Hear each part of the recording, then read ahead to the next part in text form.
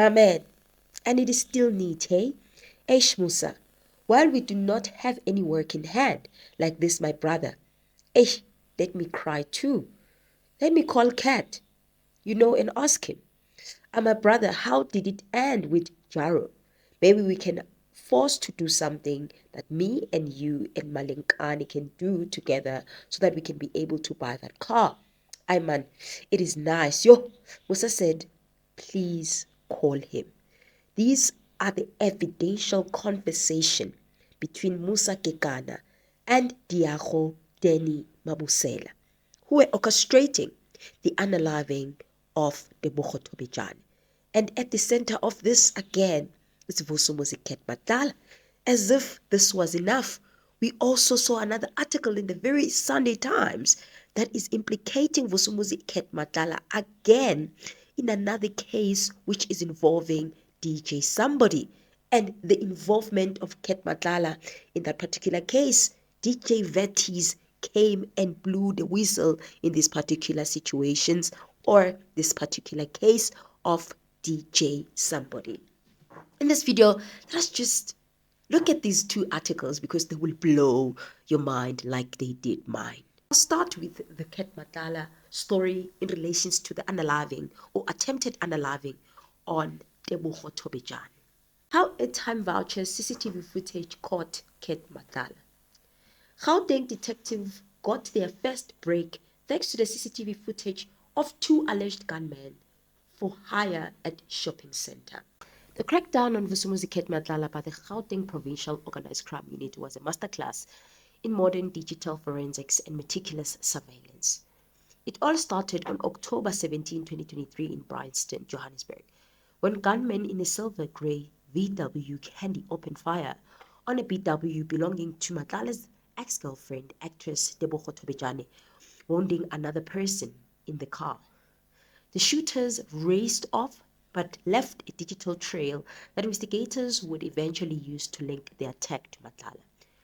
While the evidence is still to be ventilated in court, the Sunday Times exclusively revealed that the first major break came from analyzing CCTV footage that was shot on the day of the shooting at the Morningside shopping center, which showed the VW. So let me quickly read this evidence, what it says. It says, on the 12th of October at 11 a.m., Danny sent a voice note to Vusi saying, my man, and it is still neat, hey? Eish Musa, while we do not have any work in hand like this, my brother. Let me cry. Let me call Cat, and ask him. My brother, how did it end with Jaro? Maybe he can force to do something that me and you and Malangani can do together so that we can be able to buy that car. Man, it is nice, yo. Musa said, please call him. And then on the 16th of October 2024 at 16:26 p.m., Danny sent a WhatsApp saying, so Tabaya the Grand. Musa responded by saying, we going to follow her out and work, spoke to Majosi, we good. On the 17th of October 2024 at 7:46 a.m., Danny says, okay, we'll be there at 12. Maybe Rispane when she arrives. Musa says, they start at 1, which is 1 p.m. So I'll go there at 11 a.m. to see what time she arrives in and with who. And further says it is better when she leaves. Then we will know exactly what car and who she's with. At 13:46 on the 17th of October 2024, Musa sent Danny a pin location of the Grand Restaurant. And this is the link to that very pin. At 15:46, Danny sent a voice note saying, that is a devil's place. There is girls walking half naked. And Musa also responded saying, indeed, it is hell. At 15:57, Danny suggests that they hit at night, of which Musa agrees. And then on the 17th of October 2024, at 16:29, Danny asked, what car are you going to be using tomorrow? Musa says a VW. At 16:39 afternoon, Danny says, I wish Tabaya Thobejane Espane, Eish. And Musa responded, Eish, that's me too. In the affidavit, Sergeant Ernest Sitol of the Gauteng Organized Crime Unit says the footage also shows the VW Candy registration HV24 DXGP. It turned out that The plates were cloned, which was parked at the center for the several hours the same day. The cameras captured two men getting out of the van and walking into the mall. Inside the mall, the men were still buying Vodacom airtime from Woolworths with voucher number 216467775771. Musa Kekana was identified as the man, African male buying at Woolworths, said Sitol. The second man was identified as Diego Floyd Mabusela, known as Danny. Telkom was subpoenaed, and the results therefore show that his cell phone was at the scene in Bryanston at the time of the shooting in October 17, as well as in Rivonia, where Thobejane had lunch that day, and Morningside Shopping Centre, Sitole said. The caddy followed the BMW when it left the shopping centre. Matlala, his wife Takane Kekana Mabusela, and Zandile Ntabiseng Nzama faced 21 charges, including 11 counts of attempted unaliving, rising from 3 separate shooting incidents between August 2012 and January 2024. Those charges include money laundering and fraud. Telkom was subpoenaed, and the results the offer shows that his cell phone number was at the scene in Bryanston at the time of the shooting, and that is Ernest Tutol. I've already read that. Mabusela and Keskana are also accused of the attempted unaliving of taxi boss Joe Ferrari Sibanyoni and DJ Vetis. Investigation gained significant momentum when Kekana was arrested for possession of a vehicle hijacked in April 2024. A digital forensic analyst downloaded the contents of his phone, revealed a mountain of incriminating WhatsApp messages and voice notes between him and Mabusela. The messages provide a step-by-step timeline, as I've already read to you. The most crucial link to Matlala was a voice note sent by Mabusela to Kekana on the 12th of October, 5 days before the shooting. In the message, Mabusela suggests calling Cat to ask for money so they could make money. Police matched the name Cat to Matlala, a director of Cat Protection and Security and Medicare 24, through witness statements and profiling. A subpoena of financial records revealed a pay-for-play sequence that mirrored the WhatsApp conversation. The initial payment on the 12th of October, the same day as the call Cat voice note, the CPS transferred 20,000 rand into an account belonging to Mabusela's daughter. And then on the 18th of October, the day after the shooting, Matlala's company transferred an additional 100,000 to the same account. Both payments used the reference Medicare 24. Imagine a life of a person, just 120,000. Yeah, guys, in South Africa, they're telling the truth, that a life of a person means nothing to these criminals. Thobejane told police she had been in the romantic relationship with Matlala. She alleged he had incriminating information against him, providing a motive for why he might want her eliminated. This, combined with the CCTV footage and the cell phone tower data, the WhatsApp exchange, and the 120,000 financial trade, led to Matlala's arrest. I definitely think that Matlala is not going to get away from this one. This is clear evidence that Matlala is the one that ordered the hit on Tebogo Thobejane. And I'm happy that we have that is definitely coming for these criminals, of which I definitely promise you guys that we're going to have a much comprehensive video regarding that particular exclusive with ENCA of Dantla Mkhwanazi, where we break it down and react to his plans and in his new role when he's going to now work more broadly than just focusing on KZN. He's coming for them one by one. And now I wanted us to quickly move to this also crazy story of DJ Sumbody.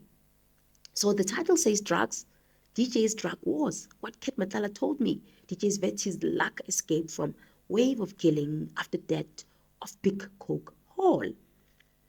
An explosive affidavit from a popular DJ who survived an attempted unaliving has lifted the lid on high-stake world of drugs dealing centered on South Africa's nightclub scene, in which gang bosses routinely ordered hits against anyone who gets on the wrong side of them. Following years of speculation that the November 2022 killing of popular DJ and club owner Oupa Sefoka, also known as DJ Sumbody, was drug-related, Sunny Time can exclusively reveal the link to a consignment of drugs stolen from a police station in KwaZulu-Natal. This was spoken heavily, guys, by Lieutenant General Mkhwanazi, but I will play that clip when the right time comes. According to a police witness with direct knowledge of events leading to the unaliving in Woodmead, Johannesburg, Sefoka might have been unalived for simply having made an introduction. Statement by Pretoria DJ Vettis, the real name is Sengi Mukubung, has lifted the veil on DJ Sumbody's unaliving spree that turned the capital's entertainment circuit as well as other parts of Gauteng into a graveyard. In the statement, Mukubung revealed to police that attempted unaliving accused Vusimuzi Cat Matlala had confirmed to him a hit that has been ordered on him. Matlala, now on trail on several charges of attempted unaliving and conspiracy, is in C-Max prison in Kokstad, KwaZulu-Natal. Mukubung describes himself as a close friend of Sefoka from childhood until his ultimate untimely unaliving. Gave the statement as part of this police investigation into the attempted unaliving on him in 2024 that left him with serious wounds. Heavy Pablo tried to sell those drugs to Ralph, and in turn Ralph informed Mswazi society that the people who were introduced to him by DJ Sumbody were the ones who stole the drugs. This affidavit is the first time Cape Town underworld Ralph Steinfeld, who was Sefoka's business partner in Cape Town Club, has been linked to the search for the 200 mils consignment of cocaine that was stolen from police custody in KwaZulu-Natal in November 2021. In the statement, Mukubung revealed that Sefoka, along with taxi boss Joe Ferrari Sibanyoni, was a member of a society or stokvel that brought together taxi bosses, entertainers, and underworld figures. This group, called Money Talks, was at loggerheads with a rival society led by the late Jotham King Mswazi Msibi, of which Stanfield was a member. Mukubung says Sefoka introduced Stanfield, his partner, in an Ayeb lifestyle launch in Cape Town, to rapper Tulani Heavy Pablo Simang, who later attempted to sell Stanfield some of the cocaine that had been stolen in KwaZulu-Natal. The drug consignment had allegedly belonged to a member of Msibi society before police seized it. When Msibi offered to sell the cocaine to Stanfield allegedly informed the group that Msimango was behind the theft of the drugs from police custody. This revelation, Mukubung claims, triggered a revenge cycle that led to the unaliving not only of Msimang but also of Sefoka, who had made the introduction to Stanfield. It is alleged that Heavy Pablo tried to sell these drugs to Ralph, and in turn Ralph informed Mswati society that the people who were introduced to him by DJ Sumbody were the ones who stole the drugs and they were selling them to him, said Mukubung. Then the killing spree of DJs started, including the killing of my friend DJ Sumbody and Heavy Pablo, and also an attempted on my life that was DJ Vettis, which is Sunki Mukubung. Sefoka and Msimango were unalived in the nighttime shooting, and 8 months apart in 2022. Police have linked consignment of drugs to several other unalivings of entertainers in Gauteng, including those of Hector DJ Vettos Buthelezi, who was unalived in March 2022 in Orlando East, Soweto, and Sandile DJ City Lights Mkhize, who was shot 8 times in what was initially described as a botched hit in Dube, Soweto in the same year. Mkhize was ambushed and unalived along with 2 bodyguards in the early hours of November 2022, which is the 20th, while driving back from playing a set at News Cafe in the area. Police at the time said they found more than 40 bullets casings at the scenes, most of them from AK-47 assault rifle. Police have arrested Katiso Molefe KT, Michael Buletau, Diago Floyd Mabusela, and Musa Kekan from the Sefoka unaliving, while the guns used have been linked to several other unalivings, attempted unaliving, including those of Buthelezi and Mukubung. Mukubung's versions ties with the evidence of KwaZulu-Natal Police Commissioner Lieutenant General Mkhwanazi to Parliament at the ad hoc committee on police corruption. He said the stolen drugs have ended in the hands of some entertainers and were circulating in Gauteng nightclubs. Let me play that clip of Lieutenant General Mkhwanazi saying that. Not arrest them for the drug specific, but the bigger investigation that talks about drugs is there, but the charges that we are putting against them are something else. It's a strategy we employ in the police to keep people behind bars until we are ready with a bigger case and we throw it in. A typical example is the same strategy we employed in KZN when we were dealing with the AKA case. And we arrested a whole lot of them for other cases, just to keep them in custody until we're ready with the main case when it was matured, and we could identify all of them. And then we started charging all of them for the murder of our celebrities. Otherwise, they were already in custody. So similar strategy we are doing on these ones. We are taking them for other cases. We are adding any other case because they've got many cases. Safe to say, with respect to the case of the death of that employee at Vereeniging, Mr. Swart, it had nothing to do with drugs. It was tender issues there that involves Mr. Molefe. But the murders of these DJs is drug related. When the picture you're going to see when the matters gets to court is that this one thought he's clever by stealing this one's drugs and he starts selling them, and this one then killed him. So not to say the victim is a clean man on drugs.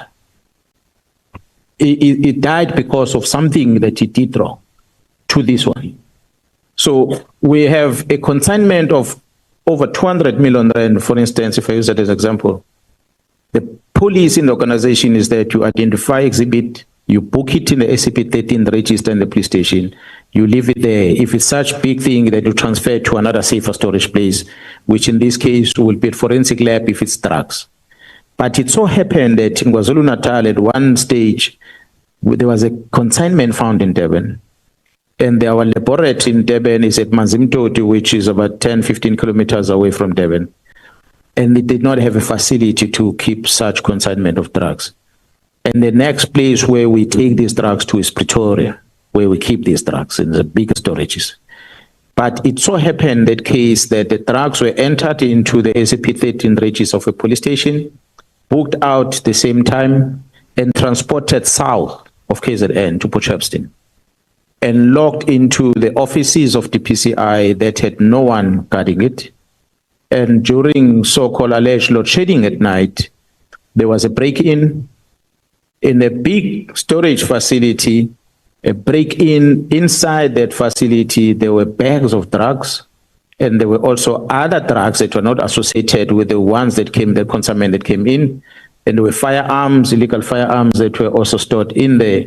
But when the break-in happened, the only thing that was stolen was this specific consignment of 200 million rand worth of drugs, and nothing else. You arrive at the crime scene, you will expect the crime scene is being cleaned, everything is stolen. But you arrive there, you find an AK-47 standing there, then you say, but why didn't they steal this AK-47? Then you realize the mission was not the AK-47. The mission was drugs. So they came to collect what is theirs, and they took it away. They left everything else untouched. And that made us conclude that it was a plan break-in. Because the question we are asking TPCI, why did you allow these drugs to come to your offices? And there's no one guarding. And you have load shedding, and this thing happened during load shedding. So we believe the information tells us that those drugs taken there ended up in Johannesburg are part of the drugs that caused about majority of the murders that happened in Johannesburg. Because people took it and they started stealing, and they did not deliver them where they were supposed to deliver them. And that's what caused the unhappiness from some of the people. So yes, we are not talking about the drugs on the arrest of Molefe, but drugs is part of the problem that leads into the murder. The charge is a murder, but the reason is the drug that comes as a result.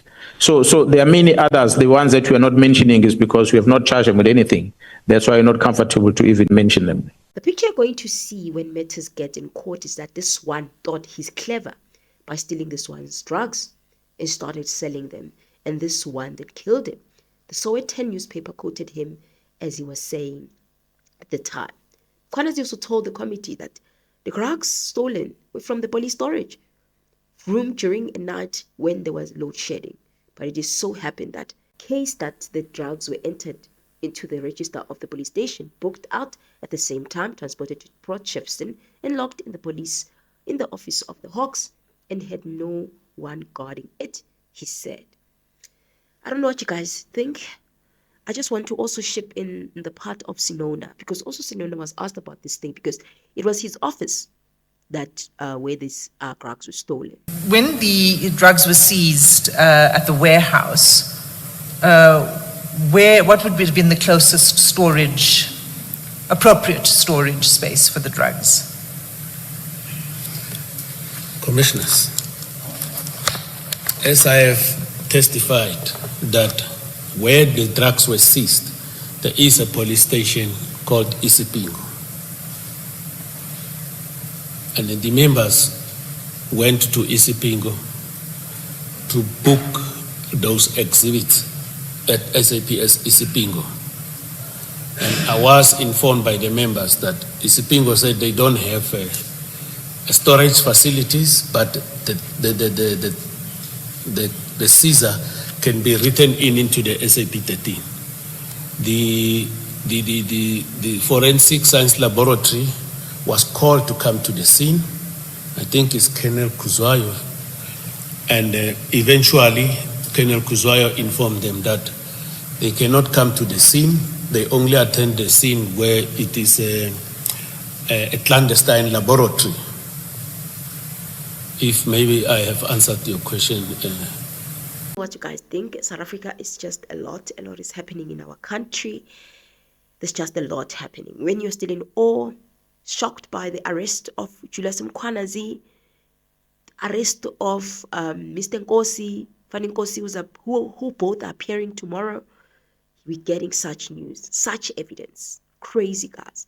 Nonetheless, let me hear what you think. Let me hear your thoughts. I'll see you guys on my next upload. Bye. You know, Yuveka, that for quite some time there was this rumor about the murder of DJ Sumbody, that it was drug related.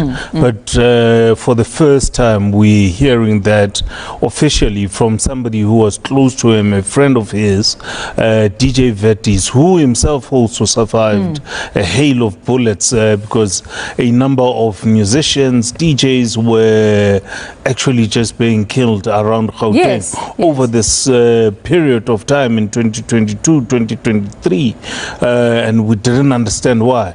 I mean, now DJ Vetis takes us inside and actually says there was a hit based on lost consignment a particular consignment, consignment. I mean, which has also come up in the Madlanga Commission by General Sinona, who had actually taken these drugs and stored them in a police station that had no security. But it seems as if when those drugs found their way into the streets, it so then happens that they allegedly belonged to a powerful grouping. So what I'm trying to figure out is, okay, DJ Sumbody, apparently it seems, if this is, these turn out to be true, took this and sold it. Was he when we say linked or related, was he dealing? What are we saying here? So exactly? His only sin seemingly here is that DJ Sumbody introduces somebody called Heavy Pablo, another artist, and introduces this person to Ralph Steinfeld. It so happens this Heavy Pablo had this consignment of drugs and tried to sell these drugs to Steinfeld. Ralph Steinfeld then told a grouping which was led by Mswazi Msibi that this consignment of drugs was being there was an attempt to sell it to Ralph Steinfeld, and that then triggers a whole lot of attempted murders and murders. And although that deal, let's call it that, didn't actually quite happen. It's not like they took the drugs and sold it and didn't make money, and DJ Sumbody got killed for that. Absolutely. Wow. Okay. Well, I mean, how did you convince this person who survived? And I mean, it's very scary times we're living in at the moment to actually come out with all of this. Well, I mean, what we got is to see his statement, which is attached to the police case, the state's case against Cat Matlala and Musa Kekana and the other hitmen that were allegedly hired by Cat Matlala himself. Well, it makes me wonder now what this means for the man. I mean, he's back in court tomorrow, and all of this, and it's just it's piling up. It really is. And now it also made me wonder about AKA. We still don't have answers.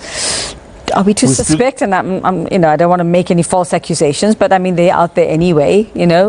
Could this extend further to other cases? Look, Yuveka, since General Mkhwanazi made that press conference and spoke about, the big five and the drugs, and including artists. Things are coming out. We don't know if we are going to see, AKA's name also come up at some point. We don't know as of yet, but things are coming out slowly, and the Sunday Times is there to pick it up. Well, I trust that you will tell us. That you will tell us, and you'll tell me, and then those who need to go to confession on that Sunday will need to go to confession on that Sunday. Tando Kolojika, thank you very much. Working on the story. I mean, let's give credit where it's due.